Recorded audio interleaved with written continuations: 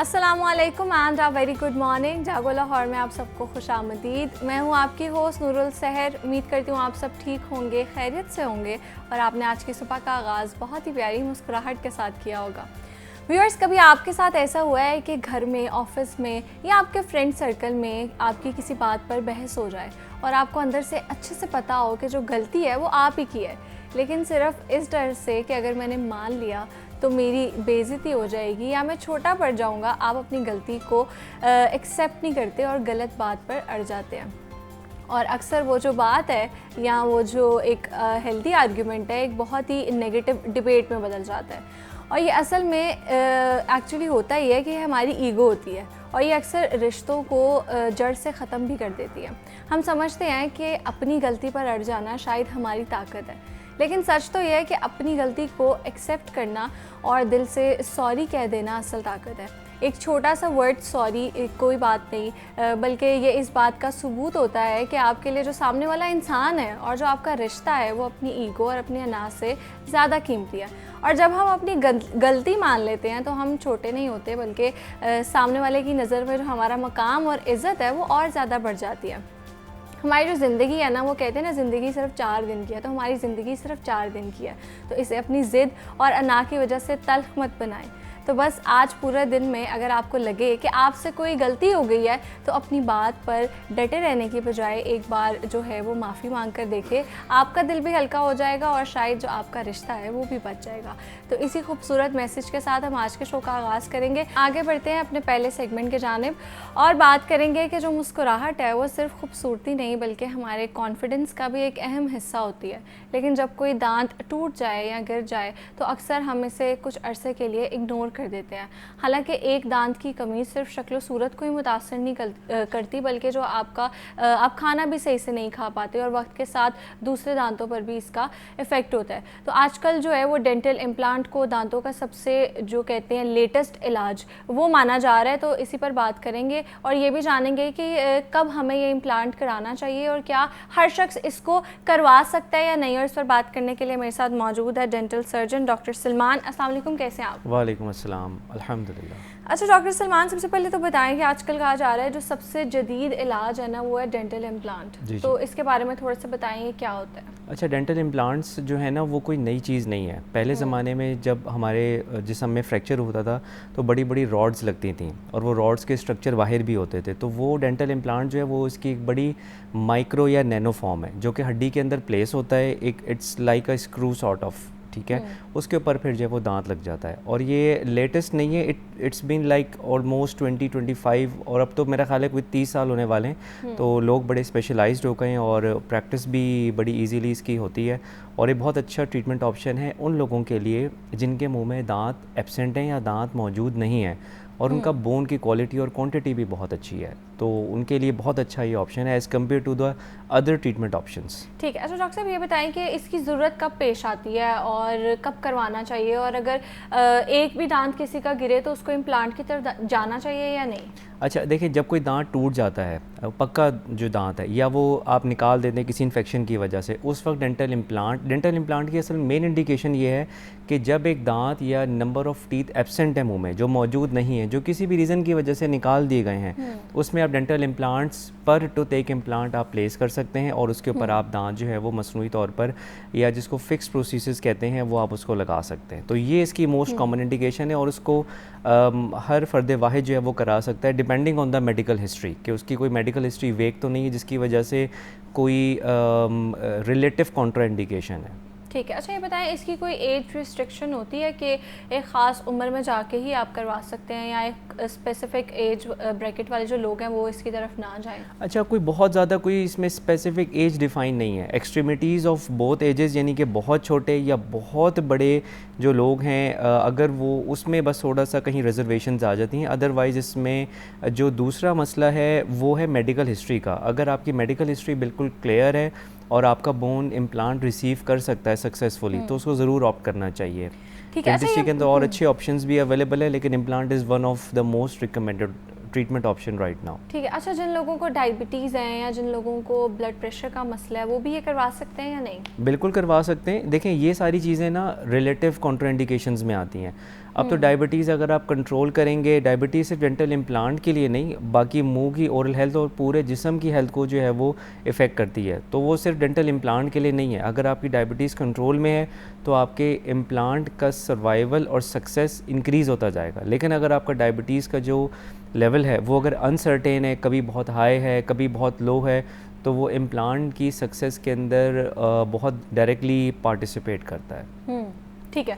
अच्छा डॉक्टर साहब, अक्सर कहा जाता है जिन लोगों को डायबिटीज़ है ना, उनकी जो टूथपेस्ट है वो भी अलग होती है या कोई स्पेशल टूथपेस्ट होती है, तो इज़ इट नेसेसरी कि वो वही टूथपेस्ट इस्तेमाल करें? नहीं, this is not that much necessary. वो टूथपेस्ट कोई भी इस्तेमाल कर सकते हैं इरिस्पेक्टिव ऑफ द फैक्ट अगर उनको कोई प्रैक्टिशनर कोई बहुत स्पेसिफिक कंडीशन की वजह से उनको टूथपेस्ट कोई चेंज करना चाहे। अदरवाइज़ कोई इसमें बहुत हार्ड एंड फास्ट रूल नहीं है। अच्छी बात यह है कि वो टूथपेस्ट करें और अच्छा टूथपेस्ट करें, उनके लिए ये ज़्यादा इंपॉर्टेंट है। अपनी हाइजीन को वो जितना अच्छा रखेंगे वो उतना ही उनका फ़ायदा है। ठीक है। अच्छा डॉक्टर साहब, जैसे आपने बताया है कि हमारे ना एक थोड़ा मसला भी है कि हम किसी भी डॉक्टर के पास जाते हैं हम उसको गैसलाइट करने लग जाते हैं। वो हमें कहते हैं ना कि आपकी, जैसे हमारे पास एक डायबिटीज़ एक्सपर्ट आए थे, वो कहते हैं मैं जब लोगों को कहता हूँ ना कि आप प्री डायबिटिक हो गए हैं या आप डायबिटीज़ की तरफ जा रहे हैं, वो मुझे गैसलाइट करते हैं, नहीं नहीं अभी तो मैं मीठा खा के आया हूँ इस वजह से। तो ये मुझे लगता है हमारा मसला है। तो अब जिन लोगों ने निकलवा लिया हुआ है और उनको वो स्पेस भी तंग कर रही है, क्योंकि अक्सर लोग ये नहीं देखते कि जो क्राउन है वो कितना इंपॉर्टेंट है, या आपने निकलवा दिया तो आपने उस स्पेस को फिल भी करवाना है। तो अगर उन्होंने वो दांत निकलवा लिए तो उसके बाद क्या प्रोसेस हो सकता है? देखिए, एक चीज़ ना मैं इन सबको बताना चाहता हूँ,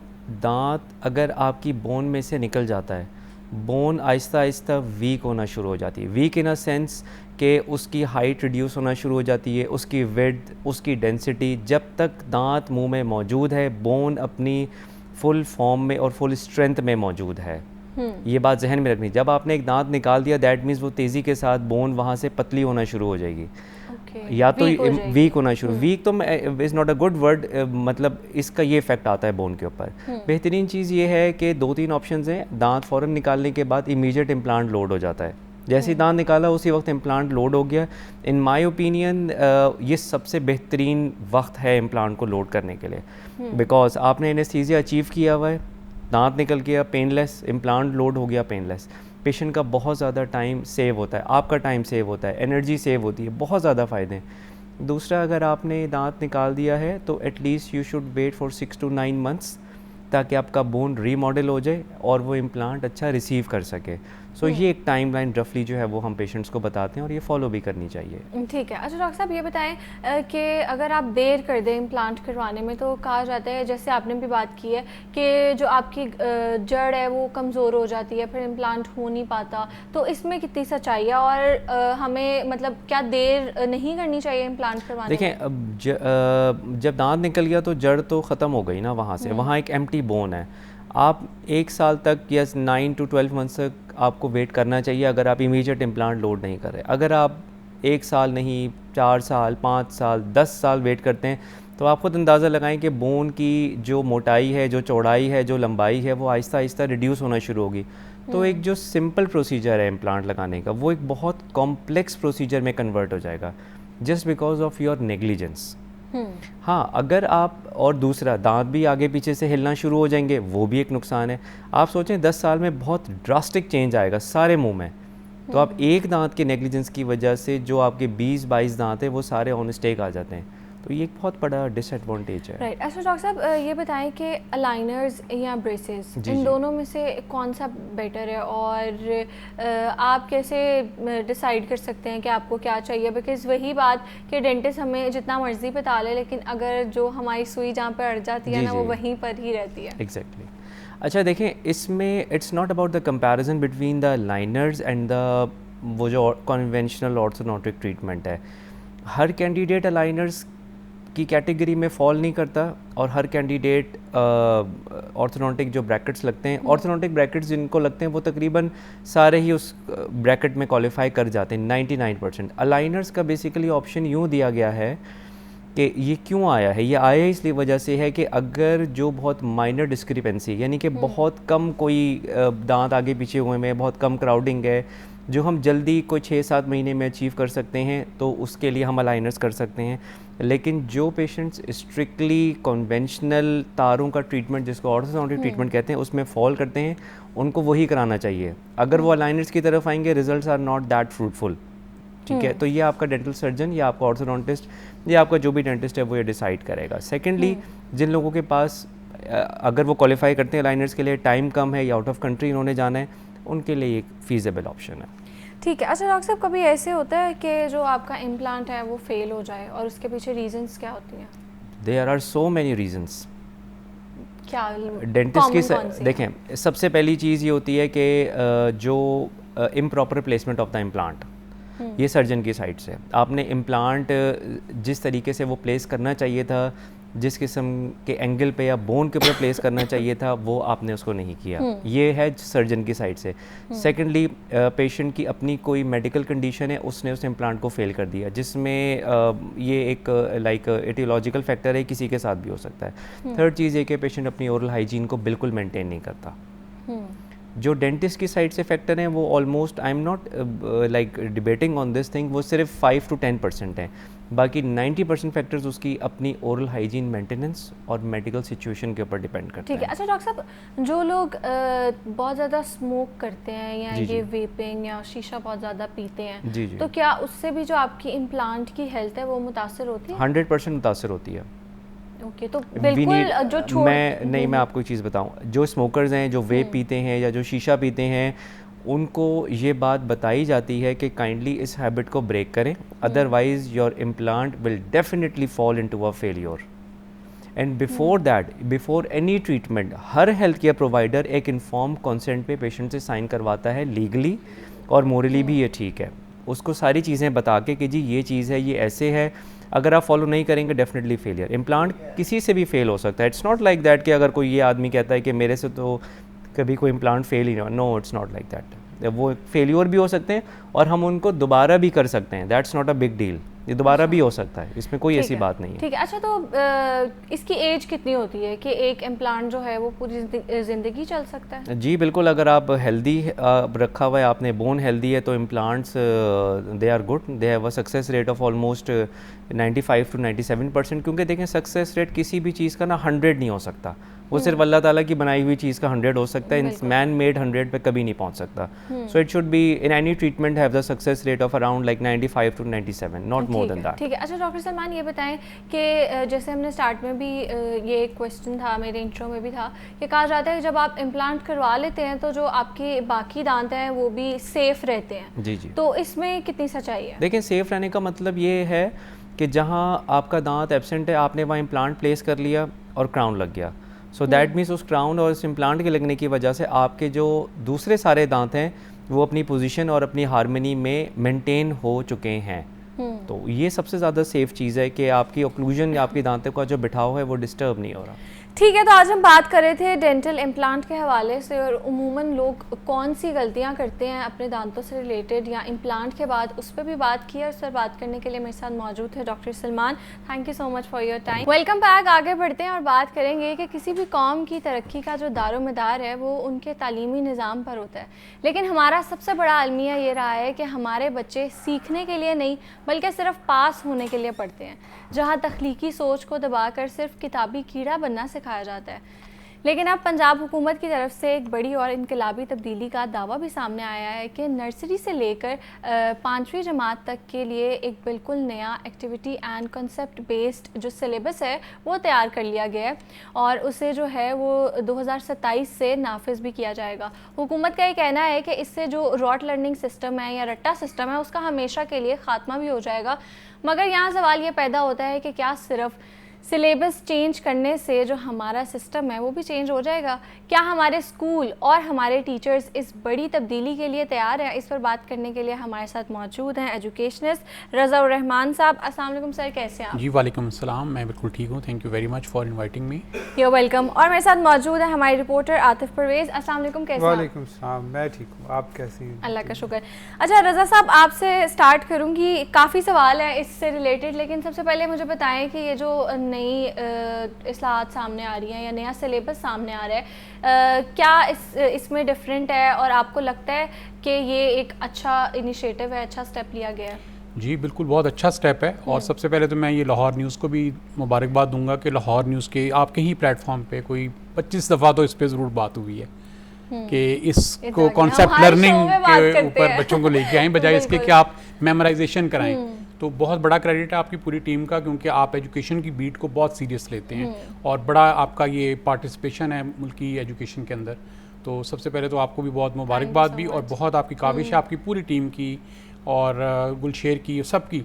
तो दूसरी यहाँ पे जो बहुत इंपॉर्टेंट चीज़ है वो ये है कि देखें, अगर ये सिस्टम ले आते हैं तो बच्चों को जो एक बहुत लंबा काम करना पड़ता है मेमोराइजेशन वाला, और वो उससे एक शिफ्ट करके अपने आप को अंडरस्टैंडिंग में अगर ले आएँ और कॉन्सेप्शनल लर्निंग के अंदर ले आएँ, तो वो दुनिया का मुकाबला कर सकते हैं, 21st सेंचुरी की स्किल्स को समझ सकते हैं, सीख सकते हैं। और इन्होंने ज़िंदगी भी 21st सेंचुरी के अंदर ही गुजारनी है, तो इन्हें यही स्किल्स देना ज़रूरी थी जिससे कि अपनी ज़िंदगी को गुजार सकें, बजाय इसके कि हम इनको 1970s वाला सिलेबस दें और वही पढ़ाएं, क्योंकि वही पढ़ा जा रहा था अभी तक, उसी सिस्टम को रिपीट किया जा रहा था।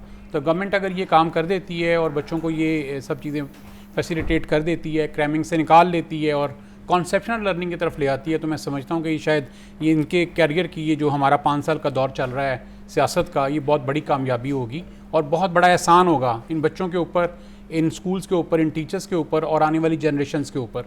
तो ये बहुत अच्छा इकदाम है इस तरह से। ठीक है। अच्छा रज़ा साहब, मैं आतिफ साहब की तरफ जाऊंगी, लेकिन उससे पहले जो मेरा एक सवाल है ना कि हम चीज़ों को इंट्रोड्यूस करवा देते हैं बच्चों के लिए, हम काफ़ी चीज़ें ले आते हैं, लेकिन जो हमारे जो ट्रेनर्स हैं, जो हमारे लोग पढ़ा रहे हैं, हमारे जो टीचर्स हैं, हमारे जो प्रोफेसर्स हैं, पहले हम उनको ट्रेन नहीं करते, हम उनको नहीं बताते कि ये चीज़ अगर हमने इंट्रोड्यूस करवा दी है तो पहले प्रॉपर ट्रेनिंग दें, क्योंकि सिर्फ इंट्रोड्यूस करवाना किसी चीज़ का हल नहीं होता। क्योंकि टीचर्स को अगर कुछ चीज़ों का नहीं पता होगा, जैसे हमारे बहुत से टीचर्स थे, वो हमें, मतलब इसमें कोई शर्मिंदगी वाली बात नहीं है, वो बहुत सी चीज़ें हमें कहते थे कि जैसे तुम लोग AI से ये कर लेते हो, प्रॉम्प्ट डाल के कर लेते हो, हमें इन चीज़ों का नहीं पता और हमने ये चीज़ें नहीं की, तो हम बाकायदा पढ़ाने के लिए, तुम लोगों को पढ़ाने के लिए, या खुद जाके घर में सीखते हैं। तो इसी तरह आपको नहीं लगता कि कोई चीज़ जब आप इंट्रोड्यूस करवाते हैं तो जो उस ब्रैकेट के लोग हैं, जैसे जो टीचर्स हैं, उनको भी थोड़ा सा ट्रेन किया जाए, कुछ ऐसे सेमिनार्स हों? देखिए, इसकी कामयाबी तो डिपेंड टीचर्स पे करती है। right. बच्चों का ब्रेन तो एक प्लेन स्लेट की तरह है, उसको अगर आप कॉन्सेप्शनल लर्निंग देंगे वो उसको एक्सेप्ट कर लेगा, उसको मेमोराइजेशन देंगे वो उसी को रिपीट करना शुरू कर देगा। तो ये मेन बेसिकली डिपेंड करती है आपके टीचर्स के ऊपर और उन अदारों के ऊपर जो इसको मैनेज कर रहे हैं, स्कूल्स हैं, कॉलेजेस हैं, यूनिवर्सिटीज़ हैं, वो जो इनको मैनेज कर रहे हैं। तो टीचर्स को सबसे पहले अपने आप को अपस्किल करना बहुत ज़रूरी है। दुनिया भर में टीचर्स को हर साल अपस्किल करने के लिए ख़ास क्लासेस दी जाती हैं, लेक्चर्स दिए जाते हैं और वो अपने आप को अपस्किल करते हैं और नए दौर के मुताबिक अपने आप को ढालते हैं। तो इस सिस्टम को भी जब अडॉप्ट करने लगेंगे तो इसमें सबसे बड़ा चैलेंज टीचर्स की ट्रेनिंग ही आएगा। मेरा ख्याल है 2 लाख के करीब टीचर्स हैं गवर्नमेंट के, 2 लाख से ज़्यादा हैं शायद। इसी तरह प्राइवेट स्कूल्स के भी बहुत सारे टीचर्स हैं, 2-3 लाख के ज़्यादा हैं। तो इतनी बड़ी तादाद में टीचर्स को ट्रेन करना, फिर उनसे वही आउटपुट लेना जो आप एक्सपेक्ट कर रहे हैं, जो आप चाह रहे हैं, जो जिसके लिए आपने करिकुलम डेवलप किया है और आप चाहते हैं कि बच्चे अब कन्वर्शन में चले जाएँ और मेमोराइजेशन से निकल के कॉन्सेप्ट लर्निंग में चले जाएं। तो ये इसमें टीचर्स की एक तो तैयारी बहुत ज़रूरी है और दूसरा इसमें ना नूर एक और इम्पॉर्टेंट चीज़ है, वालिदैन का भी ये एक्सेप्ट करना बहुत ज़रूरी है कि हमें बच्चों को नंबर में नहीं लेके आने, उनके कॉन्सेप्ट क्लियर कराने हैं। क्योंकि यहाँ वालिदैन की जो एक ख़ास कह लीजिए कि किस्म है जो सिर्फ नंबरों की दौड़ में लगी रहती है और उन अकेडमीज़ का इंतखाब करती है जिनके नंबर्स बहुत ज़्यादा होते हैं। अच्छा, इस दफ़ा ये हुआ है कि चूँकि इन्होंने AI के ज़रिए पेपर्स चेक करवाए तो बहुत सारी अकेडमीज़ जिनके नंबर पहले बहुत ज़्यादा आते थे उनके बहुत कम आए और AI ने जब उसको सारे को कह लीजिए शफलिंग की है या जो चेकिंग की है उसके बाद उनके रिजल्ट्स टोटली चेंज हो गए इस दफ़ा अकेडमीज़ के। तो मेरा ख्याल है वालिदैन को भी अपने कॉन्सेप्ट को चेंज करना चाहिए कि हमने नंबरों की दौड़ में नहीं जाना, कॉन्सेप्शनल लर्निंग बच्चों को करवानी है, एक्सपीरियंस लर्निंग करवानी है और वो लर्निंग करवानी है जिसकी ज़रूरत है, जो बच्चे कल को अपने लिए कुछ क्रिएट कर सकें, अपनी कंट्री के लिए कुछ बिल्कुल ऐसे ही। अच्छा आतिफ, आपकी तरफ आऊँगी, ये बताएं कि ये जो नया एक सिलेबस है एक्टिविटी एंड कंसेप्ट बेस, आप इसको किस तरह देखते हैं और आपको लगता है कि ये सच में तैयारी मुकम्मल हो चुकी है कि इसको 2027 से इंट्रोड्यूस करवाया जाए? देखिए, कोई भी चीज़ जो होती है उसको वक्त की ज़रूरत, वक्त के मुताबिक जो है जदीद तकाज़े जो हैं उसके मुताबिक बदलना होता है। तो निसाब ख़ास तौर पे क्योंकि बच्चों ने क्या पढ़ना है और आने वाले सालों में क्या ज़रूरियात होंगी उनको उस निसाब के मुताबिक, उन किताबों के मुताबिक ही तैयार किया जाता है। तो अब महकमा स्कूल एजुकेशन ने ये फ़ैसला किया पहले कि पहली से 10वीं जमात तक तमाम किताबें जो हैं उनको तब्दील करना है, लेकिन फिर उसके बाद पब्लिशर्स का प्रेशर आ गया कि इतनी बड़ी तादाद में आप इतनी तमाम क्लासेस की किताबें जो हैं वो तब्दील करने जा रहे हैं, तो हमारे पास जो स्टॉक्स में मौजूद किताबें हैं अगर उनकी ज़रूरत वो रिडंडेंट हो जाएगी, क्योंकि हमारा नुकसान होगा, माली नुकसान होगा, क्योंकि हमने तो पहले से छाप के रखी हुई हैं। फिर उन्होंने कहा कि चले हम तमाम क्लासेस को छोड़ के पहली से 5वीं जमात तक की किताबों को तब्दील कर लेते हैं। तो फिर उसके ऊपर अब ये फ़ैसला किया गया कि पहली से 5वीं तक निसाब जो है वो तब्दील किया जाएगा, और पैक्टा की ज़िम्मेदारी है कि उसने जो है निसाब को तैयार करना है, निसाब के मुताबिक किताबें जो हैं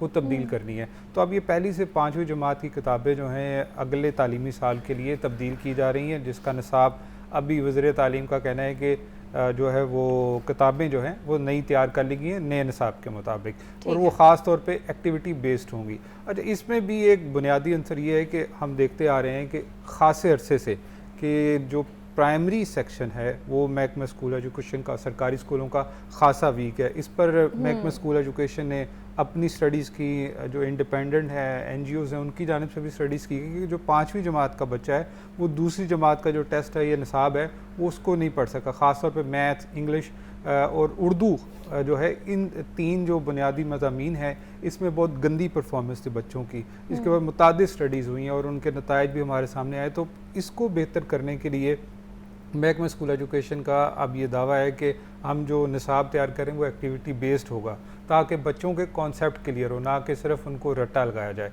तो ये सारा पर्सपेक्टिव है, ये सारी चीज़ है जो मुद्दा है जिसको देखते हुए निसाब को तब्दील किया गया। ऐसे आतिफ, आपके साथ भी मैंने सेगमेंट किए हैं और रज़ा साहब के साथ तो मैंने इतने सेगमेंट किए हैं, और हर सेगमेंट के लास्ट में मैं यही कहती थी कि जो ऑफिशियल्स हमें देख रहे हैं प्लीज़ जो सिलेबस है उसको चेंज कराएं, थोड़ी सी कंसेप्चुअल लर्निंग की तरफ आएँ, कुछ कोर्सेज इंट्रोड्यूस करवाएं, एक्टिविटीज़ इंट्रोड्यूस करवाएं। तो अब हम थोड़ी टीचर्स की तरफ आते हैं, और अब रज़ा साहब हर सेगमेंट में हमने कहना है कि टीचर्स को ट्रेन करें, ठीक है? तो इसी में थोड़ी सी बात कर लेते हैं कि पूरी दुनिया में जो टीचर्स हैं ना वो कुछ एडवांस्ड कोर्सेज करते हैं, क्योंकि जो 20 साल पहले का टीचर है जिसने 15 साल पहले पढ़ा है, आज के बच्चों को वो वैसे नहीं पढ़ा सकता। क्योंकि अगर आप इस तरह की चीज़ें इंट्रोड्यूस करवाएंगे, AI इंट्रोड्यूस करवाएंगे, उसके अलावा जैसे ये एक्टिविटी बेस्ड जो है या कंसेप्ट बेस्ड सिलेबस है ये इंट्रोड्यूस करवाएंगे, तो उन लोगों को नहीं पता होगा, उनके लिए ये सारी चीज़ें एलियन कंसेप्ट है। या अगर 1-2 को पता होगा तो हम वो सबको नहीं रख सकते ना उसमें कि सबको पता होगा। तो ये कितना इंपॉर्टेंट है कि पाकिस्तान में भी इस चीज़ पर फोकस किया जाए कि आपने 15 साल पहले अगर अपनी एजुकेशन ख़त्म कर ली थी तो आप तब से लेके अब तक पढ़ाई जा रहे हो, ऐसे नहीं होना चाहिए। एक प्रॉपर टाइम पीरियड के बाद कुछ यहाँ सेमिनार्स रख लें, वर्कशॉप्स रख लें, और वो कंपलसरी हो, मैंडेटरी हो के टीचर्स ने लेनी है, या फिर कुछ एडवांस्ड कोर्सेज रख लें। देखिए, फिज़िक्स का टीचर फिज़िक्स ही पढ़ा सकता है, उर्दू का फिज़िक्स नहीं पढ़ा सकता। ये बात अंडरस्टैंड करनी चाहिए।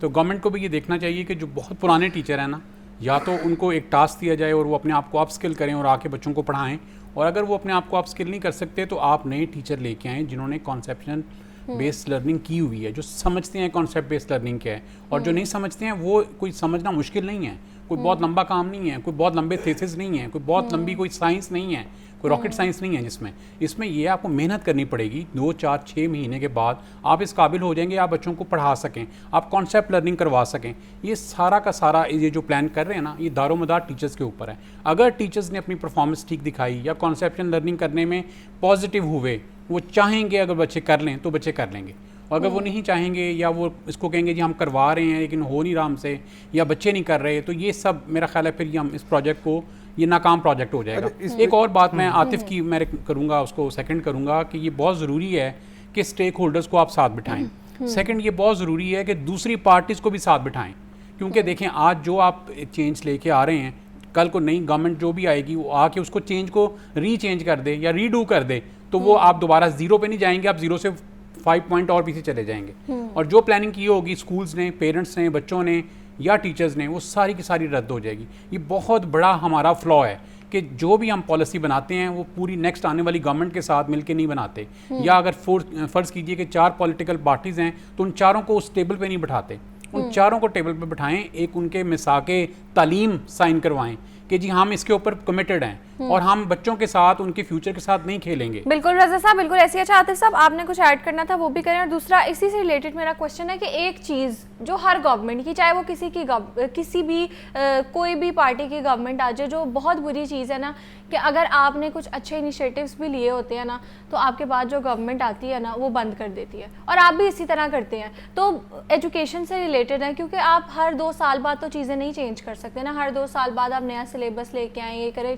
छोटे मोटे माइनर चेंजेस तो आप कर सकते हैं, लेकिन इस तरह के चेंजेस नहीं कर सकते। तो एक फ्लॉ मुझे लगता है गवर्नमेंट का ये भी है कि कुछ, हर गवर्नमेंट का, कि जस्ट बिकॉज उनको पिछली वो नहीं पसंद थी गवर्नमेंट या वो लोग ऑपोजिशन में है, तो जो उनके अच्छे काम है ना उनको भी कंटिन्यू करने के बजाय वो बंद कर देते हैं। अच्छा, इसमें वो निसाब ट्रेनिंग से हवाले से ये कि अब गवर्नमेंट की जानिब से महकमा स्कूल एजुकेशन ने 6 अरब से लगा कर इंग्लिश प्रोफिशेंसी टेस्ट जो है वो असातिज़ा को इन गर्मी की छुट्टियों में जो है सिखाने का फ़ैसला किया कि उनको इंग्लिश लैंग्वेज सिखाई जाए। तो उसमें असातिज़ा का इंटरेस्ट ही नहीं था। वो कहते हैं कि हमें गर्मी की छुट्टियाँ हुई हैं तो हम छुट्टियाँ गुजारें ताकि इस ट्रेनिंग में हिस्सा लें। तो बहुत सारे मुझे कई लोगों ने सिफारिश की कि उनके जो रिश्तेदार हैं जिनको ट्रेनिंग में इंडक्ट किया गया है उनको किसी तरीके से जान छुड़ा दें। तो असातिज़ा भी अक्सरियत जो है वो चाहती ही नहीं है कि अपने आप को अपग्रेड किया जाए, जो उनकी स्किल्स हैं उनको बढ़ाया जाए। तो जब तक असातिज़ा में ये अपने तौर पर अर्ज मौजूद नहीं होगी तो तब तक ये चीज़ें जो हैं वो उस तरीके से चेंज नहीं होगी। जो एक विज़न या जो एक कॉन्सेप्ट सोचा जाता है कि ये इस तरीके से आगे चला जाएगा, तो जब तक उसमें तमाम स्टेक होल्डर्स उसको ओन नहीं करेंगे तो वो उस तरीके से कॉन्सेप्ट जो है वो रियलिटी में आएगा भी नहीं। तो ये जब स्टेक होल्डर्स को बिठाए बगैर और चीज़ें ले के आई जाती हैं तो फिर ये उस तरह का ही नताए जाएंगे। दूसरा, अब पॉलिसीज़ की बात करें तो ना सिर्फ हुकूमत बल्कि हर ब्यूरोक्रेट जो है वो नई पॉलिसी लेकर आता है। पहले जो SNC सिंगल नेशनल करिकुलम लाया गया था वो PTI के दौर में, वो जैसे गवर्नमेंट बदली बल्कि उनकी गवर्नमेंट में ही उसके ऊपर इम्प्लीमेंटेशन रुक गई थी। पंजाब ने इसको जो है अडॉप्ट किया था, सिंध ने उसको अडॉप्ट नहीं किया था, KP में अडॉप्ट किया गया था और बलूचिस्तान में था। तो जैसे ही उनकी 3 साल बाद गवर्नमेंट ख़त्म हुई तो नई गवर्नमेंट ने आकर SNC को साइड पर कर दिया। तो अब ये कहा जा रहा है कि ये 5वीं जमात का निसाब आ रहा है, तो उम्मीद की जाती है कि अगर ये गवर्नमेंट इस तरीके से कंटिन्यू रहती है और जो आने वाली गवर्नमेंट है वो इसको लेके चले ताकि इसके नताइज सामने भी आएँ। बिल्कुल ऐसे ही है, और उम्मीद तो यही है, और बहुत अच्छा इनिशिएटिव है अगर इस पर अमल हो जाए और स्टूडेंट्स के साथ साथ टीचर्स को भी ट्रेन किया जाए, जिन टीचर्स ने इन स्टूडेंट्स को पढ़ाना है। मेरे साथ मौजूद है Atif. Thank you so much Atif. Welcome back. आगे बढ़ते हैं और आज हम बात कर रहे हैं डिमेंशिया के बारे में, क्योंकि एक ऐसी जहनी हालत है जिसमें इंसान की जो यादाश्त है, उसकी सोचने की सलाहियत है और जो उसके रोज़मर्रा के काम करने की सलाहियत है आहिस्ता आहिस्ता कम होने लगती है। अक्सर लोग इसे बुढ़ापे का असर समझकर बिल्कुल इग्नोर कर देते हैं, लेकिन ये एक संजीदा दिमागी मसला है जिस पर बात करना बहुत ज़रूरी है। और इस बीमारी की अलामात, वजूहात और इसके इलाज को समझने के लिए आज हमारे साथ मौजूद हैं डॉक्टर अली अजमल। अस्सलाम वालेकुम, कैसे हैं आप? वालेकुम सलाम, I am fine, thank you. You welcome. अच्छा डॉक्टर अली, सबसे पहले तो बताएं कि डिमेंशिया क्या है, और ये आम जो हमारी भूलने की आदत होती है, कभी कभी नींद नहीं पूरी होती, कभी कभी डाइट नहीं अच्छी होती, तो स्ट्रेस होता है, उस वजह से हम चीज़ें भूल जाते हैं, उससे ये कैसे डिफरेंट है? जी देखें, जहाँ तक डिमेंशिया है तो इसको आमतौर पे हम कहते हैं कि भूलने की बीमारी। ये बहरहाल एक बीमारी है, इसकी मुख्तलिफ़ किस्म की किस्में हैं और मुख्तलिफ़ किस्म की इसकी अलामात हैं। इसको सिर्फ मेमोरी तक ये डिमेंशिया महदूद नहीं होता। ज़्यादातर जो इसमें मसले होते हैं डिमेंशिया में वो मेमोरी के मसले होते हैं, यानी कि मेमोरी बिल्कुल ही ख़त्म हो जाती है या इस हद तक ख़त्म हो जाती है मेमोरी कि आप रोज़मर्रा के काम अपने ठीक तरह से नहीं कर सकते। लेकिन इसके अलावा आप देखें कि जो डिमेंशिया है उसमें और भी मुख्तलिफ़ किस्म की अलामात हैं। मेमोरी के अलावा, याददाश्त के अलावा बाज़ औक़ात जो हैं लोग वो बोल ठीक तरह से नहीं सकते, उनको याद नहीं रहता कि बोलना क्या है, वो जुमला कंप्लीट नहीं कर सकते। उनकी जो जजमेंट है वो ख़राब हो जाती है, यानी कि चीज़ों को वो सही तरह से जज नहीं कर सकते, फ़ासले को जज नहीं कर सकते, टाइम कितना गुजरा है इस चीज़ को जज नहीं कर सकते। उसके अलावा उनकी सोच में भी मसले मसाइल आना शुरू हो जाते हैं। तो डिमेंशिया मुख्तलिफ एक बीमारियों की एक एम्ब्रेला टर्म है जिसमें ज़्यादातर याददाश्त इस हद तक ख़राब हो जाती है कि आप अपने रूटीन के काम ठीक तरह से नहीं कर सकते। अब अगर हम बात करें आम भूलने के मसलों की कि आम भूलने के मसले क्या हैं कि जो डिमेंशिया से हट के हैं, बिल्कुल कभी कभी हम चीज़ें रख के भूल जाते हैं। बहुत सारे लोग हैं आमतौर पे उनको चाबियां नहीं मिल रही होती, वो बहुत सारे हस्बैंड अपनी वाइफ से जाते जाते ऑफिस में लड़ रहे होते हैं कि चाबियां कहाँ पे हैं, कीज़ कहाँ पे हैं, फ़लाँ चीज़ नहीं मिल रहा, मेरा वॉलेट नहीं मिल रहा। बाज़ औक़ात ये होता है कि कुछ ख़वातीन घर में वो चूल्हा जो है वो बंद करना भूल जाती हैं कभी कभी, जैसे अक्सर देखा नहीं कि चीज़ें जल जाती हैं क्योंकि चूल्हा बंद करना भूल गई, या फिर वो पानी की जो टैब है टूटी वो खुली रह गई उसमें आपके किचन में, या फिर लॉक दरवाज़ा किया है कि नहीं किया, या फिर इसके अलावा छोटी मोटी रूटीन की चीज़ें। अब ये जो रूटीन की चीज़ें भूलना है ये डिमेंशिया नहीं होता। डिमेंशिया में मेमोरी लॉस ज़्यादा होता है, याददाश्त ज़्यादा कमज़ोर होती है। वो मैं बताता हूँ वो कैसे कमज़ोर होती है। इस पे अगर बात करें कि छोटी छोटी चीज़ें हम क्यों भूलते हैं, ये है जी याददाश्त की कमज़ोरी। अब ये याददाश्त की क्यों कमज़ोरी होती है, ये वाली अगर आपको स्ट्रेस है, कोई एंग्जाइटी है, कोई डिप्रेशन है, या किसी भी किस्म का कोई ट्रॉमेटिक इवेंट है इस वजह से आपकी याददाश्त में फ़र्क पड़ेगा। फिर बाज़ औक़ात ऐसा होता है कुछ लोगों को ना ज़्यादा सोचने की आदत में वो मुब्तला होते हैं, हर वक्त उनके दिमाग में कुछ ना कुछ चीज़ें चल रही होती हैं जिसकी वजह से जो ज़िंदगी के नॉर्मल काम हैं वो उस पर तवज्जो नहीं देते। इस वजह से क्या होता है कि चाबियां रख के भूल गए, पर्स रख के भूल गए। क्यों? क्योंकि उनके दिमाग में हर वक्त कोई ना कोई सोचें चल रही होती हैं, वो अपनी सोचों में खोए रहते हैं। इस वजह से जो आम तौर पे माहौल में क्या हो रहा है उनका इतना ध्यान नहीं रहता।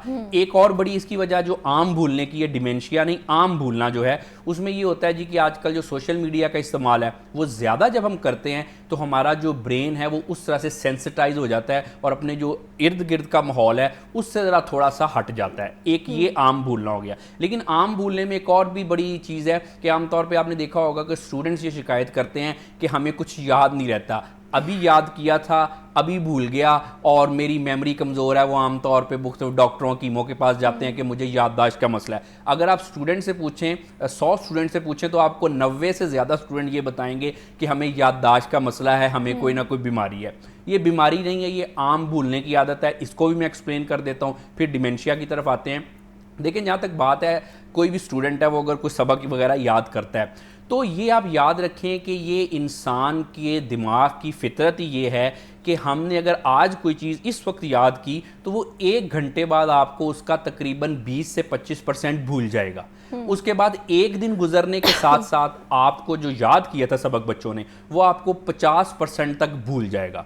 अब आहिस्ता आहिस्ता क्या होता है चीज़ें भूलती जाती हैं। अब ये जो भूलना होता है ये बड़ा नॉर्मल होता है, हेल्दी होता है, इसमें कोई बीमारी नहीं होती। क्यों हेल्दी होता है? आप देखें कि आमतौर पे एक अगर साल है, बच्चे ने पूरी साल तैयारी की, उसने सबक रोज़ थोड़ा याद करता गया, लेकिन एग्ज़ाम के दिनों में क्या किया, सारा रिवाइज कर लिया एक दिन में। उसको याद था, उसने एग्जाम में जाके लिख भी दिया। लेकिन अगर हम बात करें एक दिन में सारा सिलेबस, वैसे तो नहीं याद होता। अब तो होता ये है असल में हमारे माइंड में, ब्रेन में जो मेमोरी है वो एक्टिव मेमोरी से पैसिव मेमोरी में चली जाती है। यानी कि उस वक्त आपको याद नहीं है लेकिन आपके दिमाग की किसी खाने में, किसी तय खाने में वो इन्फॉर्मेशन पड़ी है। ठीक है। अच्छा अली ये बताएं कि जो आपने आम जो बताया कि कुछ नॉर्मल है कि हमें चीज़ें भूल जाती हैं, तो जो डिमेंशिया के सिम्टम्स होते हैं, अर्ली सिम्टम्स, वो क्या होते हैं कि जब वो हम अपने इर्द गिर्द किसी में देखें तो हम फ़ौरन अलर्ट हो जाएं कि ये जो इंसान है, ये शख्स है, डिमेंशिया की तरफ जा रहा है? जी देखिए, अगर डिमेंशिया में ज़्यादातर अगर सिम्टम्स की बात करें तो इंसान अपने रिश्तों को भूल जाता है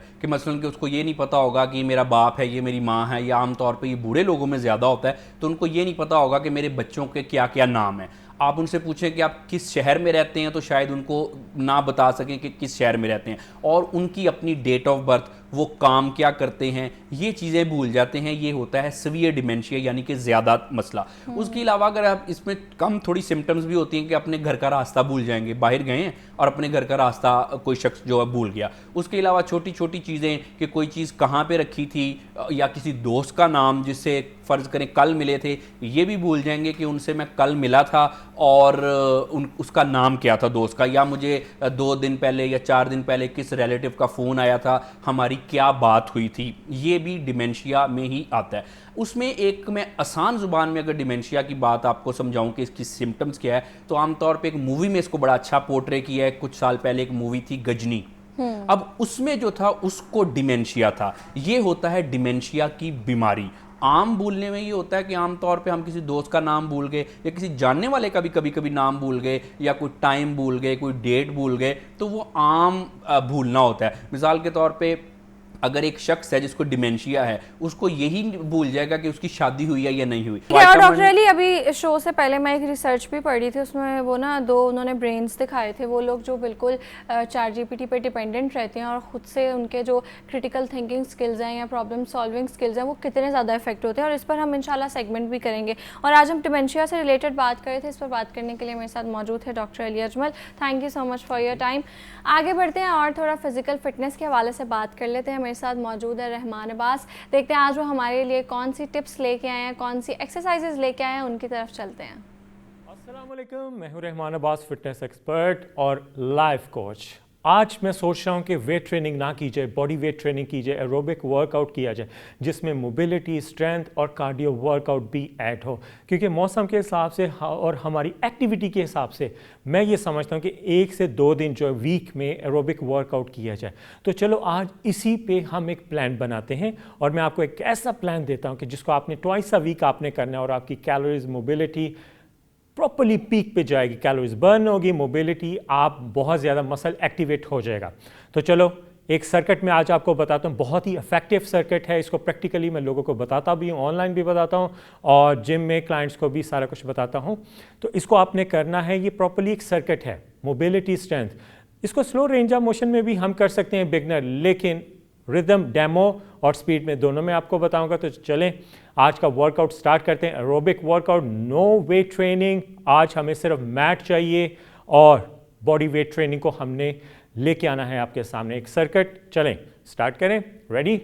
फर्स्ट एक्सरसाइज हमने करनी है, मैट मेरे पास है, स्ट्रेट पोजीशन में फेस डाउन आपने आना है। देन इसको स्लो रेंज ऑफ मोशन में बताऊंगा। फर्स्ट 1, घुटने को आपने नीचे नहीं लगाना, straight arm 1, then back 2, then back 3, then back. घुटने को आप नीचे लगाएंगे तो मसल रिलैक्स हो जाएगा, मतलब आप हर सेट पे पंप्ड अप कर रहे हो, दोबारा आप रिफ्रेश कर रहे हो खुद को। तो रिफ्रेश नहीं करना, एक रिदम रखनी है ताकि मसल एक्टिवेट रहे। अगेन 1, 2, 3, 4। ये हाफ रेंज है, फुल रेंज फुली अप जाती है, वो भी मैं आपको बताता हूं। 1, देन अप, 2, देन अप। लेकिन ये रेंज एकदम नहीं आती, आपका फर्स्ट इंटरमीडिएट लेवल बनता है इनिशियल स्टेज से, फिर उसके बाद एडवांस लेवल आता है। इसको आपने हाफ रेंज में करना है, 10 ईच साइड आपने करना है।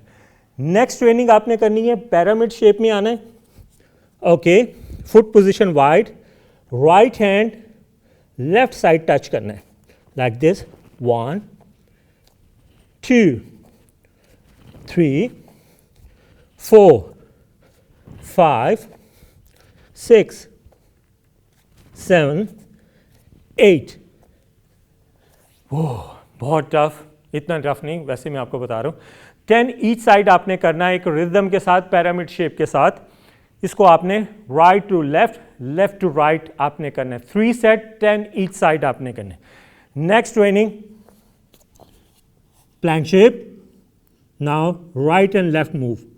1, 2, 3, 4, 5, 6, 7, 8, 9, 10।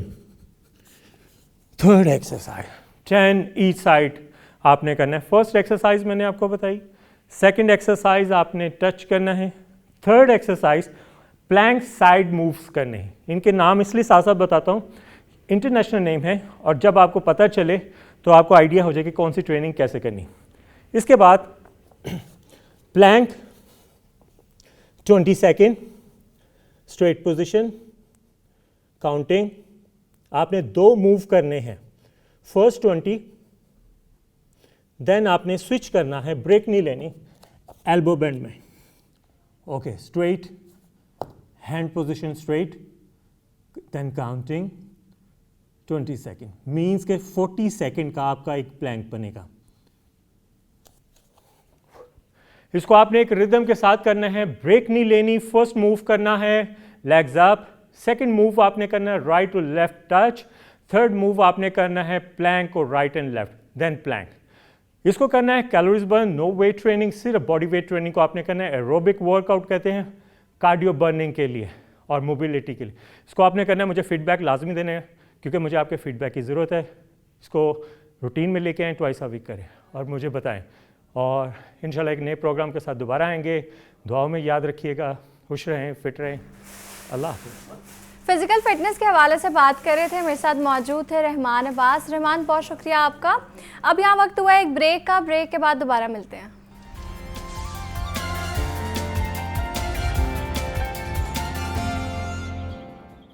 Welcome back. आगे बढ़ते हैं और आज के सेगमेंट में हम बात करेंगे जो बदलते फैशन ट्रेंड्स हैं और मौसम के हिसाब से कपड़ों के इंतखाब के बारे में, क्योंकि हर नया ट्रेंड हमारे लिए ज़रूरी नहीं होता कि हमने उसको फॉलो करना है। क्योंकि असल बात यह है कि जो ड्रेस हम पहने वो हमारी जो पर्सनालिटी है उसको रिप्रेजेंट करता है। और ये जो वेदर है, ह्यूमिड वेदर, इसमें हमने ऑब्वियसली मौसम के लिहाज से और कंफर्ट के मुताबिक जो है वो अपना ड्रेस चूज़ करना होता है। तो गर्मियों में कौन से फैब्रिक्स, कौन से कलर्स, कौन से स्टाइल्स ज़्यादा मुनासिब लगते हैं और जो मौजूदा ट्रेंड्स हैं उनको अपने अंदाज के मुताबिक हम कैसे अपना सकते हैं, इस पर बात करेंगे। और इस पर बात करने के लिए मेरे साथ मौजूद है हमारी बहुत ही प्यारी गेस्ट, इमेज कंसल्टेंट और फैशन डिज़ाइनर नाजिश खान। अस्सलाम वालेकुम, कैसी हैं आप? वालेकुम अस्सलाम, I am good, how are you? Allah का शुक्र।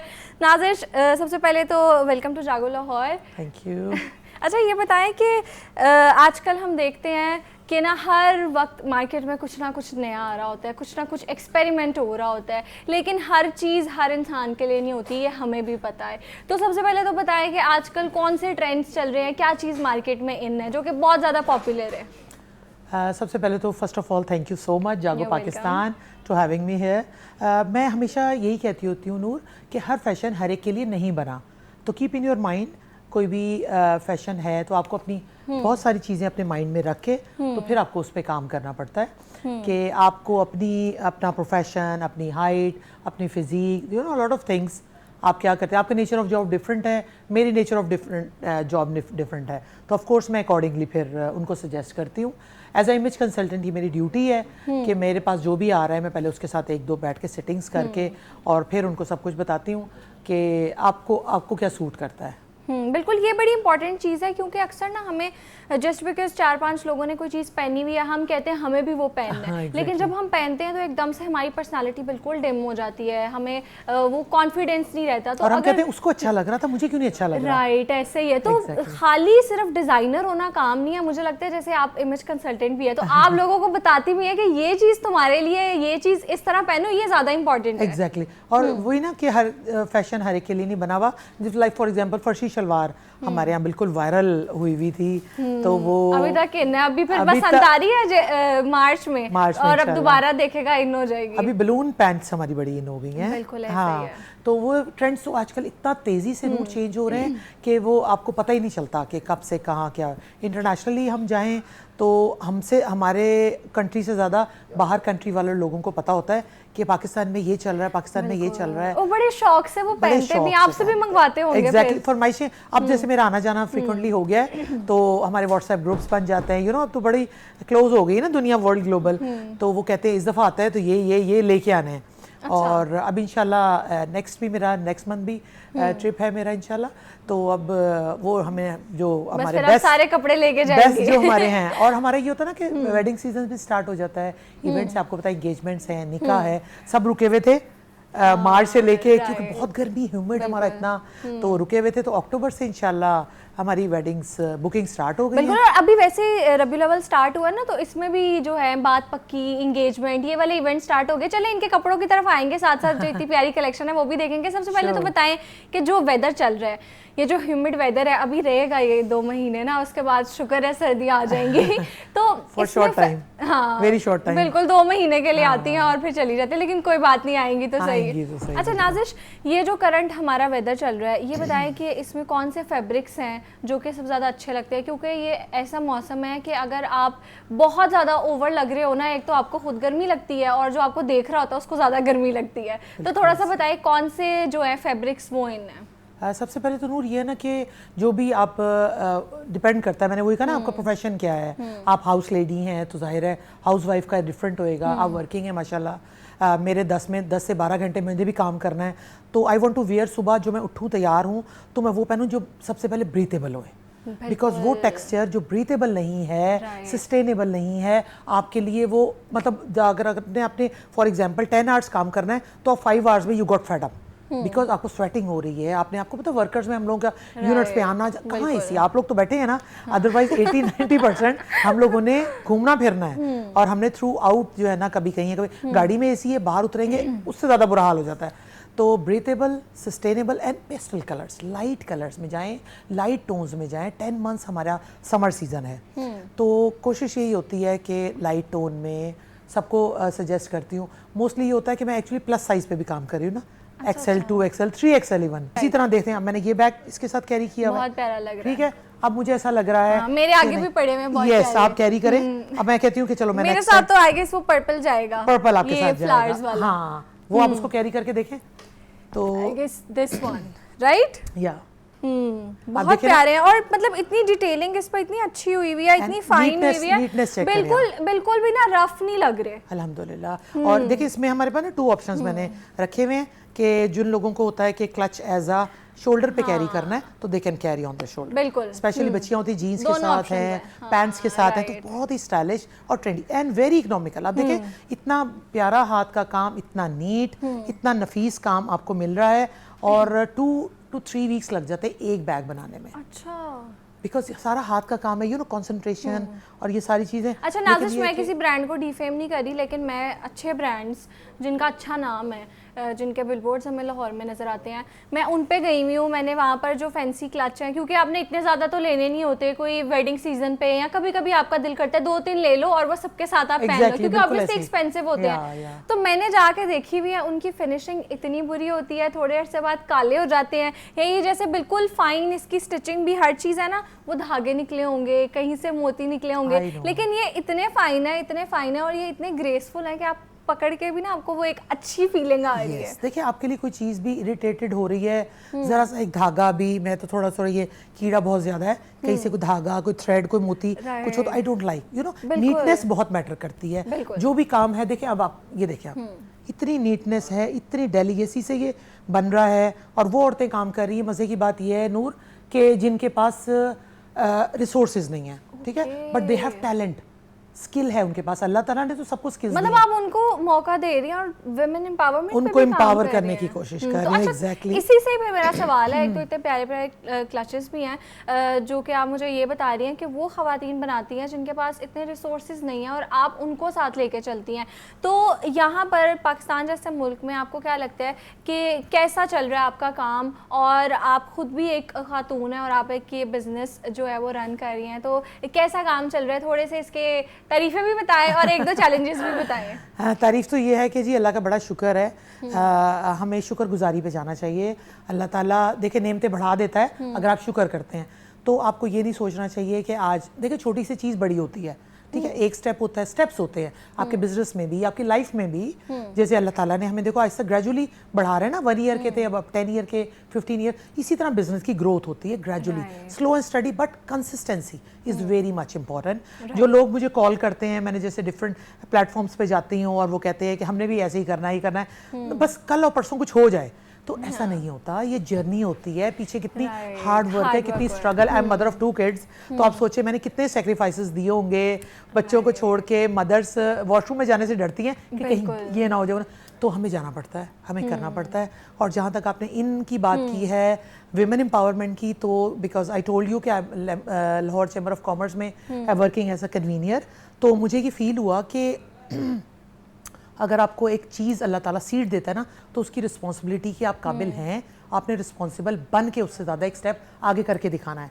तो मुझे ऐसा लगा वो औरतें जिनके पास टैलेंट है but they don't have resources, I will provide the resources, ठीक है, क्योंकि उनके पास कलर स्कीम सेंस और ये नहीं है कि कौन सी चीज़ कहाँ लगेगी, ठीक है। अब ये सारा मटेरियल वो नहीं बाय कर सकती, मटेरियल सारा मैंने लिया, उनको कलर स्कीम बताई, स्केचिंग, डिटेलिंग, एक एक चीज़ बता के उनको काम दे के फिर मैं आती होती हूँ। तो इसके लिए आपको पता है कितना खपना पड़ता है, रेट्स डेली चेंज हैं मटेरियल के, हर चीज़ के, तो स्लो एंड स्टडी लगे हुए हैं, और सबको मेरी यही सजेशन है कि आप लोग भी करें, आगे आएँ और इस सोसाइटी में रोल प्ले करें। बिल्कुल। अच्छा नाजिश, आप जो हैं बड़े प्यारे जो हैं कपड़े भी लेके आई हैं, तो मुझे लगता है कि अब पहले मेरी जो है ना, मैं इससे डिस्ट्रैक्ट हो रही थी, अब मैं उधर से डिस्ट्रैक्ट हो रही हूँ, तो मुझे लगता है लेडीज की वीकनेस क्या है? बिल्कुल कपड़े जितने उतने कम है। और मजे की बात ये नूर, मेरा कोलैब है with the eastern and western, because देखिए आपको अपने हिसाब से, टाइम के हिसाब से आपको अपने आप को चेंज करना चाहिए, अपग्रेड fusion करना होना चाहिए। चाहिए। Yes, you should be like this कि अगर कॉर्सेट्स की डिमांड है, जैसे my parents are in Turkey, तो मैंने जब टर्की गई तो पता लगा कॉर्सेट्स ने तो धूम मचाई हुई है। Then I introduce the I love corsets, corsets. I love too. मेरे पास इतने ज्यादा है, और मुझे लगता है कि वो ईस्टर्न भी है, वो वेस्टर्न भी है। बिल्कुल अब ऐसे। आपकी मर्जी है आप उसको कैसे कैरी करते हैं। कैरी कैसे करना है, प्लस ये कि कौन सा फैब्रिक यूज करना है, और उसमें वैरायटी आप बहुत सारी कर सकते अच्छा हो। नाजिश, मैं भी आपको ज्वाइन करती हूँ और आप भी पहुंचे और थोड़ा जी सा जी हमें बिल्कुल, दिखाएं भी। आइए आपको दिखाते हैं हम अपने ईस्टर्न वेस्टर्न दोनों। ठीक है नाजिश, तो आप पहुंचे और बताएं भी हमें कि सबसे पहला आर्टिकल क्या है, और थोड़ा सा अपनी जर्नी के हवाले से बताएं, फिर हम कपड़ों पे आते हैं। ठीक है जी। सबसे पहले मैं ये दिखाना चाहूँगी, क्योंकि आजकल ट्रेंड में बहुत ज़्यादा इन है और हर एक की डिमांड है कि हमें जी मज़े मज़े के कॉर्ड सेट्स दिखाने हैं आपने। अब हमारा होता है थोड़ा सा, जो वर्किंग लेडीज़ होती है नूर, उनके लिए एक बहुत बड़ा इशू ये भी होता है कि उनको सुबह अर्ली इन द मॉर्निंग उठ के ब्रेकफास्ट, जॉब पे जाना है, तैयारी करनी है, जल्दी जल्दी है, रिंकल फ्री कुछ हो, यू नो। मैं आपको बता रही थी sustainable and wrinkle free comfortable हमारे पास स्टफ़ होना चाहिए, तो ये है, this is wrinkle free Noor. इसमें आपको देयर इज़ नो नीड कि आपने सुबह उठना है, तैयार होना है और कपड़े इस्त्री करने हैं। ये देखें, ये हमारा रिंकल फ्री है, आपने इसको सिर्फ सर्फ में डिप किया, स्पिन हो गया और आप इसको ईजी टू कैरी। देखें वेरी सिंपल। देखें सिंपलिसिटी में बहुत ग्रेस होती है। हम ये समझते हैं कि हम बहुत ज़्यादा हैवी काम पहन के, बहुत ज़्यादा हैवी चीज़ें ऐड करके अपने आप को ज़्यादा अच्छा साबित कर सकते हैं। It's not like that. इस महंगाई के दौर में और इस हमारे जो ह्यूमिड वाला इन्वायरमेंट है, जैसे कि आपने बताया, तो उसमें हमें क्या चाहिए, सिंपलिसिटी के साथ कुछ ऐसा कि मज़े का हो जाए कि हम स्टाइलिश भी लगें, ट्रेंडी भी लगें और टाइम सेविंग। ठीक है ना, टाइम इज मनी ना, तो टाइम सेविंग कि आपने इसको डिप किया और सुबह आपने चढ़ा ली। बिल्कुल ऐसे है। ही। अब देखिए इसमें मजे की बात क्या है, एक चीज मैं हमेशा सबको बताती होती हूँ, देखिए आप इसमें there is nothing to exposed. आपने ये पहना हुआ है, आपका कहीं से कोई आपका एक्सपोज नजर नहीं आएंगे। ये देखें आप, फ्रंट, बैक, साइड्स, देखिए full sleeves and very comfortable. एक अब हमने नेक्स्ट जो काम किया है वो ऑर्गेन्जा पे किया है। ऑर्गेन्जा का ये हमने एक डिफरेंट सा एक फ्लेरी फ्लॉक्स में बनाया। अच्छा, इसका कट बड़ा प्यारा है, इसका कट डिफरेंट। अब देखें बॉडी शेप बड़ी प्यारी है आपकी, टोन्ड, बड़े टोन्ड लगे हैं। एग्जैक्टली। अब आप ये देखें कि दिस इज स्मॉल साइज, ठीक है। अच्छा। अब ये देखें, इसका कट देखें और इसका काम देखें, कितना नीट नफीस आपको काम है। इसके साथ आपको मिल जाएगा जी, बेल बॉटम में मिल जाएगा आपको, ये प्लेन में हमने किया सो दैट ये बहुत भरा हुआ है। अगर ये भी भरा हुआ होता तो वो टू मच हो जाता है। अच्छा, इसके साथ हमने ऑर्गेन्जा है तो ऑर्गेन्जा दुपट्टा दे दिया। Very pretty. यस। अब आप देखें, मैं आपको एक और चीज़ बताती हूँ, ये टिप्स मैं आपको दे रही हूँ। ठीक अब है, आपका दिल भर गया, आपने ये नेक्स्ट टाइम नहीं पहनना, पिक्चर्स में आ गया है, यू नो हो जाता है मोस्टली। अब आप इसके साथ बनाएंगे एक पिंक कलर का, या पिंक या कोई और भी कलर आप ले सकते हैं, लेकिन मुझे लगता है baby pink will look great. मतलब ये डिपेंड करता है, मेरा कस्टमर कहता है कि जी मुझे इसी बेस कलर में चाहिए, तो ये देखें हमने क्या कर रहा है, ये हमारे पास ट्राउजर अवेलेबल है, ये हमारे पास दुपट्टा अवेलेबल है। No need to go for the new, पैसे खर्च करें और सबको तंग करें। आप सिर्फ ये ट्राउजर और इस दुपट्टे के साथ plain shirt, if you want long भी हो सकता है, शॉर्ट भी हो सकता है।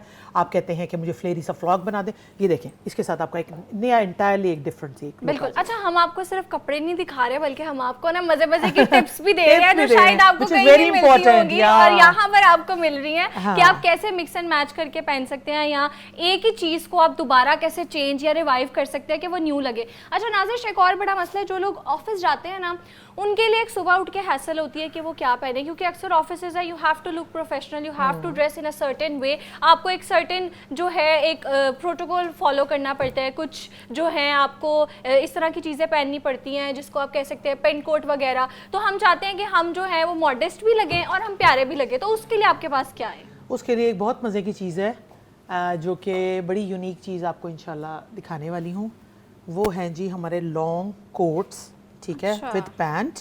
और ये भी नाजिश अपैरल की एक यूनिकनेस है कि उन्होंने आपको पता है कॉर्पोरेट लेवल में आपको एक बड़ी डिसेंट एलिगेंट सी एक चीज़ चाहिए होती है, बिल्कुल। और आपको पाकिस्तानी मुआशरा you have to look modest as well, क्योंकि सारे कहते हैं कि हमें मॉडेस्ट भी लगना है लेकिन हमने मॉडर्न भी पहनना है, तो वो किस तरह पहने। तो आई गेस कि ये हमारा कैमरा नाजिश, मुझे लगता है कि ना हमें ये जो है इस तरह के कपड़े हैं ना, ये एक बेस्ट वो है, बेस्ट चॉइस है हमारे लिए। इसमें आप सिर्फ 2-3 जैसे ये एक ब्राउन्ज में है, एक ग्रे में है, ब्लैक में है, आप ये 3 बेज में, ये आपने 3 बना लिए।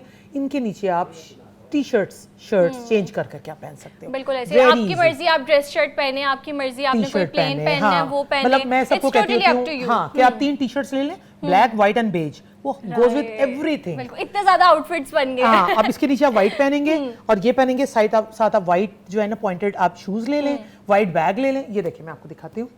ठीक है, दिखाएं। अब ये देखें, अब आपने इसके साथ ये आप इजी, ये देखें कलर कॉम्बिनेशन चेक करें आप, कितना डिसेंट लग रहा है। आप इसको साइड से इसको ओपन करें, आप तैयार हुए हुए हैं, आपने सुबह ऑफिस जाना है, आपने इसमें अपना मोबाइल अपना रखा है और आपने इसको लेके और आप इजी टू गो। बिल्कुल। और इसमें हमारे पास और कलर्स भी हैं। जो शॉर्ट है वो भी एक दफा दिखाएं हैं, वो क्या उसमें क्या डिफरेंस है? अच्छा, मेरा जो सिग्नेचर स्टाइल है वो जरा लॉन्ग में है, क्योंकि लॉन्ग में आप ज्यादा स्टाइलिश और वो लग रहे होते हैं। ये देखें, ये शॉर्ट में, ठीक है, इट्स वेरी इजी। ये देखें पैंट ब्लैक और ये ब्लैक, ये भी look so stunning when you are wearing. इसके नीचे भी आप बेज भी टी शर्ट पहन सकते हैं, ड्रेस पैंट शर्ट पहन सकते हैं, वाइट पहन सकते हैं, रेड पहन सकते हैं, इवन ब्लैक और रेड का कॉम्बो मौका, वेरी नाइस कलर, कॉफी कोई भी आप पहन सकते हैं, तो ये बहुत मजे का हो सकता है। ठीक है। तो आज हमने जो है ना इतने प्यारे प्यारे आपको क्लचेस दिखाए हैं, बैग्स दिखाए हैं, उसके अलावा आपको हमने वो टिप्स जो पैसे लेके लोग देते हैं, हमने वो सारी टिप्स जो आपको है ना फ्री में दी हैं, और जो है हमने आपको बहुत प्यारे प्यारे कपड़े भी दिखाए हैं, और ये हम वाइंड अप करेंगे। ये 2 बच्चों के कपड़े हैं जो कि बहुत ज़्यादा क्यूट है। नाजिश, आपकी चीज़ें बहुत मज़े की थी, बहुत पॉकेट फ्रेंडली थी, अच्छी थी, और वो जिसको कहते हैं ना जिनकी लाइफ ज़्यादा है वैसी चीज़ें थी। Thank you so much for coming. Thank you so much, so nice. You welcome. That's it for today. मिलते हैं कल इंशाल्लाह। अपना बहुत ज़्यादा ख्याल रखें। अल्लाह हाफिज़।